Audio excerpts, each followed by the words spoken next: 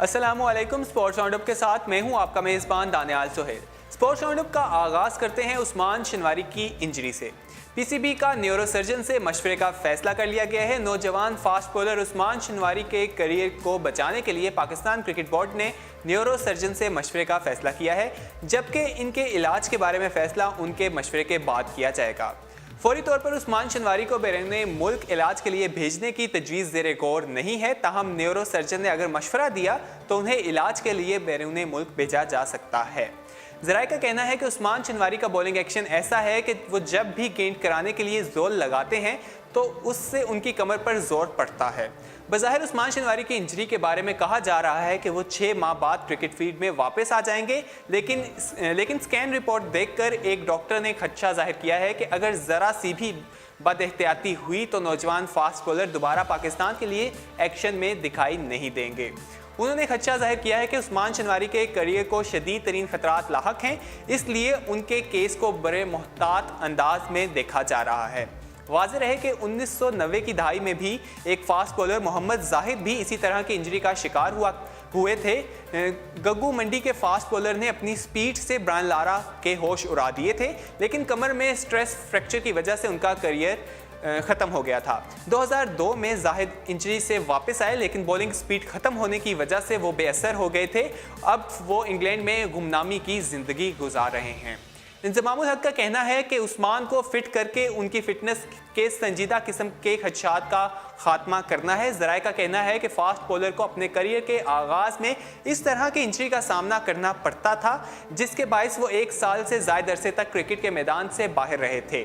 उन्होंने कहा कि इसीलिए बोर्ड के मेडिकल पैनल ने उस्मान के करियर के लिए खतरनाक इंजरी के मुकम्मल तौर पर ठीक होने तक उन्हें वापस न लाने की तंबीह की है।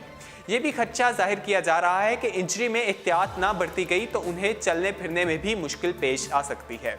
चीफ सेलेक्टर इंज़मामुल हक ने गैर रस्मी बातचीत करते हुए इंकिशाफ किया कि उस्मान खान शनवारी की MRI रिपोर्ट ज़्यादा हौसला अफजा नहीं है। उनकी कमर में 2 स्ट्रेस फ्रैक्चर हैं। ये वही पुरानी इंजरी है जो उन्हें 3 साल पहले हुई थी। एक और स्पेशलिस्ट का कहना है कि उस्मान खान शनवारी को क्रिकेट में वापस आने के लिए 8 माह का वक्त लग सकता है। इंज़मामुल हक ने कहा कि पाकिस्तान क्रिकेट बोर्ड का मेडिकल पैनल उनकी रिपोर्ट्स पर मजीद डॉक्टर्स की राय ले रहा है।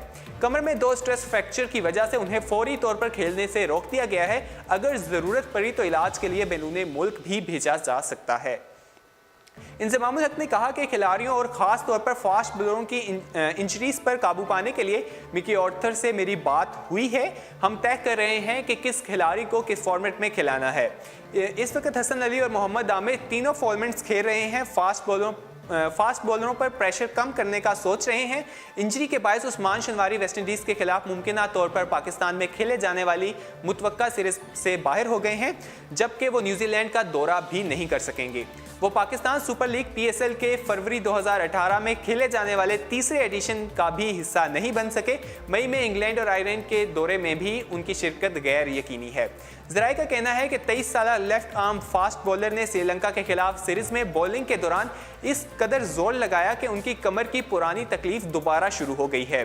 पाकिस्तान क्रिकेट बोर्ड के मेडिकल पैनल के शोबे के इंचार्ज डॉक्टर सुहेल सलीम ने बोर्ड हुकाम को बताया है कि उस्मान शनवारी के स्कैन की रिपोर्ट से पता चला है कि उनकी असल इंजरी खतरनाक है। इस वक्त ये कहना मुश्किल है कि उन्हें फिट होने में कितना वक्त दरकार होगा। शारजा में 5वें वनडे में उस्मान शनवारी की उम्दा बॉलिंग की बदौलत मेहमान टीम 27 ओवर्स में 103 रन पर ढेर हो गई थी। उस्मान शनवारी ने श्रीलंका के खिलाफ 5वें और आखिरी वनडे इंटरनेशनल में शानदार बॉलिंग करते हुए सिर्फ 34 रन देकर 5 विकेटें हासिल की थी।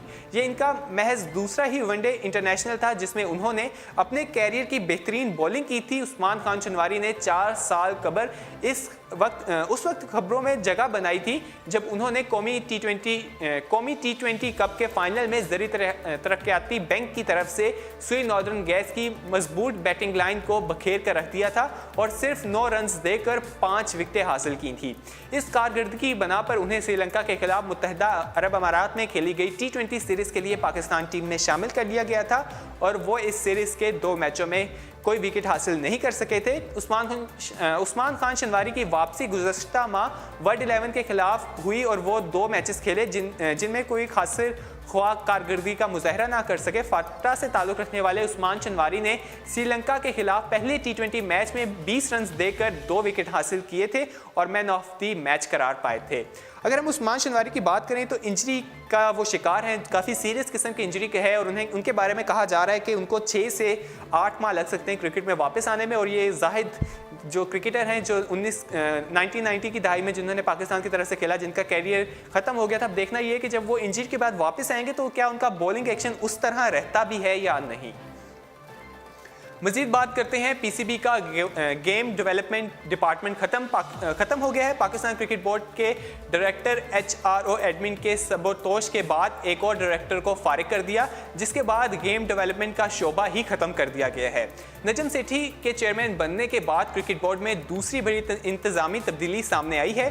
ब्रिगेडियर रिटायर्ड साजिद हमीद की सबोदोशी के एक हफ्ते बाद director game development Izhar Hussain Syed को जिम्मेदारियों से फारिग कर दिया गया है। डायरेक्टर की बरतरफी के बाद बोर्ड ने गेम डेवलपमेंट का शोबा खत्म कर दिया, जिसके जिम्मे क्लब और खवातीन क्रिकेट के मामलात थे। ये शोबा साबिक चेयरमैन पीसीबी शहरियार खान के दौर में बना था, ताहम शोबे के ख़त्म होने के बाद इसके मुलाजमीन का मुस्तकबिल अभी तक तय होना बाकी है। ज़राए का कहना है कि इजर हुसैन सैयद को पीसीबी चेयरमैन का एडवाइज़र बराए क्लब और खवातीन क्रिकेट मुकर्रर किया गया है, जो शुरू से ही मतनाज़ा रहे हैं और मुसलसल मनफी खबरों की जद में रहे हैं। ज़राए का कहना है कि इस्लामाबाद क्रिकेट एसोसिएशन के सदर और कोरिंग बोर्ड के साबिक रुकन शकील शेख को चेयरमैन का एडवाइज़र बराए डोमेस्टिक और इंटरनेशनल क्रिकेट मुकर्रर किया गया है। शकील शेख जो क्रिकेट बोर्ड में ताकतवर समझे जाते हैं, वो एहजाजी तौर पर खिदमात अंजाम देंगे। शकील शेख ने कहा है कि योहदा मेरे लिए एहजाज की बात है। नजम सेठी ने मेरा काम देखकर मुझ पर एहतमाद किया है। शकील शेख इससे कबल एजाज पर ज़का अशरफ शहरियार खान के 10 रास भी रहे, ताहम उनके लिए पहली बार एडवाइज़र का ओहदा तख्लीक किया गया है। शकील शेख को पीसीबी में अहम मुशावरत के अलावा मजीद नई जिम्मेदारियां भी दी जाएंगी। बात करते हैं, फवाद आलम की टीम में शमूलियत फिटनेस टेस्ट से मशरूब है। डोमेस्टिक क्रिकेट में रन्स के ढेर लगाने वाले क्रिकेटर बैट्समैन फवाद आलम को पाकिस्तान टीम में आने से कबल फिटनेस टेस्ट से गुजरना पड़ेगा। 2 साल कबल फवाद आलम पाकिस्तान के सबसे फिट क्रिकेटर थे। पीर को लाहौर में फवाद आलम ने कौमी अकेडमी रिपोर्ट की, जहां पाकिस्तान क्रिकेट टीम के हेड कोच मिकी आर्थर से मुलाकात हुई। उनका फिटनेस टेस्ट मंगल को यानी कि आज कौमी अकेडमी में पाकिस्तानी टीम के ट्रेनर ग्राफ लोड लेंगे। मिकी आर्थर से मुलाकात में हेड कोच ने फवाद को कहा कि जब भी ज़रूरत हुई मुल्क की नुमाइंदगी के लिए तलब किया जाएगा। चीफ सेलेक्टर इंजमामुल हक कह चुके हैं कि फवाद को प्लान के तहत टीम में शामिल किया जाएगा। पहले दिन फवाद आलम ने अपनी ट्रेनिंग की और प्रैक्टिस की। मंगल को ट्रेनर ग्राफ लोडन उनकी फिटनेस जांचेंगे। सिलेक्टर्स और मिकी आर्थर ने फवाद आलम को 1 हफ्ता कौमी अकेडमी में रखने का फैसला किया है। फवाद आलम 2 साल से पाकिस्तानी टीम से बाहर हैं। डोमेस्टिक क्रिकेट में कारकर्दगी के बावजूद सिलेक्टर्स उन्हें मुंतखब नहीं कर रहे थे। नजम सेठी की मुदाखलत के बाद उन्हें अब नेशनल क्रिकेट अकेडमी तलब किया गया है। फवाद आलम को मीडिया पर तनकीद करने के बाद, मीडिया पर जब तनकीद की गई कि उन्हें टीम में शामिल क्यों नहीं किया जा रहा, उसके बाद उन्हें पीसीबी ने बुलाया है। अब देखना है कि उनका कल प्रैक्टिस की है उन्होंने नेट पे, उनका टेस्ट होगा। टेस्ट के बाद ही उन्हें पता चलेगा कि क्या कारकर्दगी है, उनको टीम में किस तरह शामिल किया जाएगा। हसन अली की बात करते हैं। सरफराज का चीखना बिल्कुल बुरा नहीं लगता। हसन अली का कहना है, पाकिस्तानी गेंदबाज और एक रोज़ा रैंकिंग में मौजूद नंबर 1 बॉलर हसन अली ने कहा कि उन्हें कप्तान सरफराज अहमद का मैच के दौरान चीखना बिल्कुल बुरा नहीं लगता, बल्कि उनकी वजह से उन्हें फोकस बरकरार रखने में मदद मिलती है। एक इंटरव्यू में 23 साला फास्ट बॉलर ने कहा, सच तो ये है कि मुझे मुझ पर चीखना पसंद है, क्योंकि उससे मेरी हौसला अफजाई होती है और मुझे यकीन है कि दीगर खिलाड़ियों के लिए भी ऐसा ही होगा। उन्होंने बताया कि दरअसल सरफराज अहमद खिलाड़ियों पर गुस्सा नहीं होते, ये उनका हमारा तवज्जो खेल पर मरकूज रखने का तरीका है। एक रोज़ा क्रिकेट के बेहतरीन बॉलर बनने के हवाले से हसन अली का कहना था कि ये उनके लिए एक ख्वाब जैसा है। उन्होंने कहा कि इसका क्रेडिट टीम मैनेजमेंट, कप्तान और दीगर खिलाड़ियों को जाता है। मेरे भाई भी तारीफ के मुस्तहिक हैं, उनकी सपोर्ट के बगैर मैं बैनुल अक़वामी क्रिकेट ना खेल रहा होता। फास्ट बॉलर ने कहा कि जब भी रैंकिंग में अपना नाम दीगर खिलाड़ियों से ऊपर देखता हूं तो खुद को यकीन नहीं आता। एक बार नोचते हैं क्योंकि ये नाकाबिले यकीन बात है। उन्होंने कहा कि वो शानदार कारकर्दगी जारी रखना चाहते हैं और अपनी टीम को 2019 के आलमी कप को जीतना देखने के ख्वाहिशमंद हैं। उनका ये भी कहना था कि वो आलमी कप 2019 में सबसे ज़्यादा विकेटें और टूर्नामेंट के बेहतरीन खिलाड़ी बनना चाहते हैं। इस चीज़ का जो इजहार हसन अली पहले भी कर चुके हैं कि 2019 का जो वर्ल्ड कप है उसमें पाकिस्तानी टीम अच्छा परफॉर्म करेगी और वो जीतेगी, और हसन अली उसके जो है ज़्यादा से ज़्यादा विकेट्स लेना चाहते हैं और उसके टूर्नामेंट के सबसे बेहतरीन बॉलर भी बनना चाहते हैं। बात करते हैं आईसीसी वुमेन्स वनडे रैंकिंग में पाकिस्तानी टीम 1 पॉइंट के इजाफे से बदस्तूर 7वें नंबर पर मौजूद है, जबकि बॉलिंग में सना मीर टॉप 10 में शामिल हो गई हैं। आईसीसी वुमेन रैंकिंग बॉलिंग में कौमी ऑलराउंडर और साबिक कप्तान सना मीर सीरीज में 7 विकेटें हासिल करते हुए 8 दर्जे की भरी छलांग लगाकर 7वीं पोजीशन पर आ गई हैं। उनके सिवा कोई और पाकिस्तानी बॉलर टॉप 10 में शामिल नहीं। सादिया यूसुफ 8 दर्जे से बेहतरी के बाद 17वें दर्जे पर आ गई हैं। मरेजा कैब बदस्तूर टॉप पर मौजूद हैं। पाकिस्तान और न्यूजीलैंड के माबैन 3 मैचों की वनडे सीरीज के बाद नई वनडे रैंकिंग जारी की गई है। ऑस्ट्रेलियाई टीम 129 पॉइंट्स के साथ बदस्तूर सहरे फहरिस्त है। इंग्लैंड 127 पॉइंट्स दूसरे नंबर पर मौजूद है। पाकिस्तान के हाथों तीसरे वनडे में शिकस्त पर न्यूजीलैंड के 2 पॉइंट्स की कमी से 116 पॉइंट्स हो गए हैं। भारतीय टीम के भी इतने ही पॉइंट्स हैं, ताहम अशारियाती फ़र्क से न्यूजीलैंड टीम तीसरे और भारत चौथे नंबर पर है। वेस्ट इंडीज़ 103 पॉइंट्स के साथ पाँचवें, जनूबी अफ्रीका 93 पॉइंट्स के साथ छठे, जबकि पाकिस्तान 1 पॉइंट के इजाफे से 73 पॉइंट्स के साथ बदस्तूर 7वें नंबर पर मौजूद है। कराची से खबर शामिल करते हैं। वज़ीर आला सिंध सैयद मुराद अली शाह ने पाकिस्तान हॉकी फेडरेशन की सरगर्मियों को फ़रोग़ देने के लिए 10 करोड़ रुपए ग्रांट की मंजूरी दे दी है। गुज़श्ता रोज़ वज़ीर आला हाउस में इजलास मुनक़्क़िद किया गया, जिसकी सदारत वज़ीर आला सिंध सैयद मुराद अली शाह ने की। उन्होंने कराची में हॉकी स्टेडियम की दोबारा तामीर के लिए पाकिस्तान हॉकी फेडरेशन के लिए 10 करोड़ रुपए ग्रांट की मंजूरी दे दी। इस मौके पर PHF के सदर खालिद सजाद खोकर, तारिक हुदी, नायब सदर शहबाज अहमद सीनियर, वज़ीर आला सिंध के principal secretary Suhail Rajput, secretary खजाना हसन नकवी, सेक्रेटरी खेल mister chief engineer Karachi cantonment board Zuhaib Mujahid Bukhari, महकमा खेल के चीफ इंजीनियर असलम मेहरू समेत हुकाम मौजूद थे। वज़ीर आला सिंध ने सेक्रेटरी खजाना हसन नकवी को हदायत की है कि 3 दिन में 3.5 मिलियन रुपए जारी किए जाएं। सूबाई हुकूमत अब्दुल सत्तार ईदी हॉकी स्टेडियम को दोबारा तामीर करेगी। उन्होंने चीफ इंजीनियर खेल असलम मेहर को हिदायत की है कि स्टेडियम के सर्वे का काम शुरू करें, जिस पर PHF के चीफ ने कहा है कि उन्हें महकूम सालाना इमदाद की ज़रूरत है, ताहम सिंध में हॉकी की सरगर्मियों को जारी रखा जा सकेगा। इस मौके पर वज़ीर आला सिंध ने 100 मिलियन रुपए सालाना ग्रांट मंजूरी देते हुए सेक्रेटरी खजाना को हदायत की है कि मौजूदा रकम 10 दिन के अंदर जारी की जाए।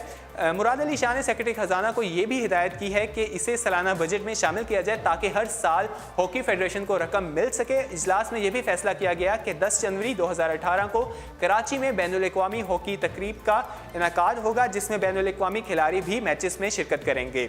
इजलास में यह भी फैसला किया गया कि हॉकी फेडरेशन कराची और मीरपुर खास में भी कौमी मैच मुनक्किद करेगी। इस तरह के इवेंट्स आइंदा 2 माह में इंटरमीडिएट तलबा के लिए भी मुनक्किद होंगे। वज़ीर आला सिंध ने इन पर जोर देते हुए कहा कि वो सूबे में अपने हॉकी क्लब्स को फ़ाल करें। अगर क्लब को पेशावराना तरीके से चलाया तो हम वर्ल्ड क्लास खिलाड़ी तैयार कर सकेंगे। वज़ीर आला सिंध ने कहा कि कराची की तरह हॉकी को भी कमर्शियल बनाने की ज़रूरत है, ताहम उन्होंने हॉकी फेडरेशन को यकीन दिलाया कि वो इनके साथ हर मुमकिन मदद ताउन करेंगे, जबकि उन्होंने कहा कि वो हॉकी के शानदार माजी की दोबारा बहाली के लिए ख्वाह हैं। अगर हम हॉकी की बात करें, हॉकी हमारा कौमी खेल है, जिसके लिए एक सिंध हुकूमत की तरफ से एक इक़दाम किया गया है। 10 करोड़ की जो ग्रांट है वो जारी की गई है मुराद अली शाह की तरफ से, और कहा जा रहा है लीग्स भी करवाई जाएंगी कराची में और दूसरे शहरों में भी, जो है अच्छी बात है। हम उम्मीद करते हैं कि हॉकी जो है वो भी हमें अच्छाई की तरफ जाता हुआ नजर आए। बात करते हैं, किर्गिस्तान में घोड़ों की रेस के दौरान खौफनाक हादसा पेश आया, जिसके नतीजे में कई घोड़े जख्मी हो गए। तफसीलात के मुताबिक किर्गिस्तान में सालाना घर सवारी के दौड़ के इवेंट जारी था, जिसमें 100 से ज़ायद घर सवार हिस्सा ले रहे थे। एजाज़ अपने नाम करने के लिए मालकान की जानिब से आला नस्ल के घोड़े मैदान में उतारे गए। रेस अपने मुकर्रर पॉइंट से शुरू हुई तो शुरू हुई तो तमाम ही घर सवार सबकर ले जाने के लिए अपने घोड़ों को तेजी से मंजिल की जानिब दौड़ा रहे थे। इसी दौरान मुखालिफ सिम से आने वाली सिक्योरिटी की गाड़ी से घोड़ों का तसादुम हुआ। बर्क रफ्तार घोड़े यके बाद दीगरे गाड़ी से टकराकर जख्मी होते चले गए। इस मौके पर तकरीबन 20 से ज़ायद घोड़े और सवार जख्मी हुए। वाक़या रोनुमा होने के बाद एम्बुलेंस तलब की गई और घर सवारों को फौरी तौर पर अस्पताल मुंतकिल किया गया। इसके साथ ही स्पोर्ट्स राउंडअप अपने इख्तिताम को पहुंचता है। मजीद खेलों की खबरें जानने के लिए विजिट कीजिए हमारी वेबसाइट urdupoint.com। अल्लाह हाफिज़।